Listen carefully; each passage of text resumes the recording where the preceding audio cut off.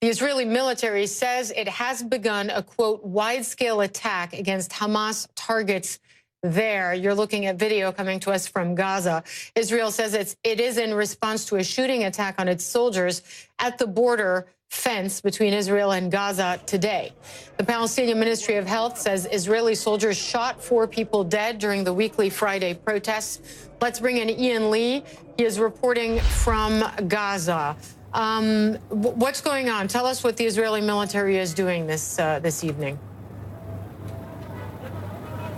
Well, Hala, we've seen a number of airstrikes more toward the central Gaza region this evening, and this is the wide-scale bombing campaign that Israel says they're undertaking after the events earlier today. And let's just back up and describe what happened. You had these protests, which have been happening every week, every Friday since March, where you have Gazans go to the fence and you have these protests that almost always turn deadly. Over 140 Palestinians have been killed in these protests. But today there was an attack, the Israeli army says, on their soldiers with sniper fire, grenades, other explosives. What they called it is a very serious event, and it happened around 5 p.m. local time.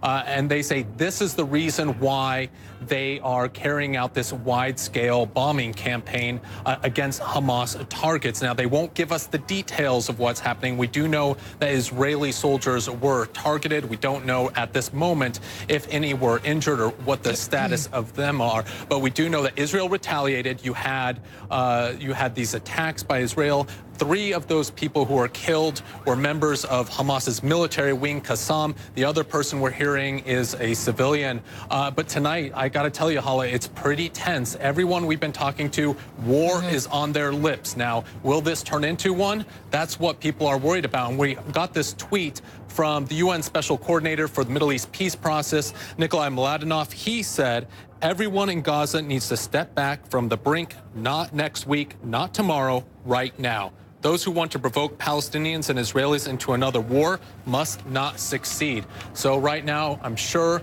the UN as well as the Egyptians are trying to talk to both sides to try to bring everyone back from the brink, Hala. And as is always the case in Gaza, it's such a densely populated strip of land with, airstrikes routinely causing physical damage, sometimes deaths on the civilian side. I mean, how much more intense is the bombing tonight compared to other instances where the Israeli military has bombed parts of the Gaza Strip? Well, they described it as wide scale, and I gotta say it's pretty early to see what actually comes out of this. Usually a lot of these airstrikes happen after midnight and in the early morning hours to limit any sort of civilian casualties. But I gotta say, last weekend we saw the largest bombing campaign against Gaza since the 2014 war.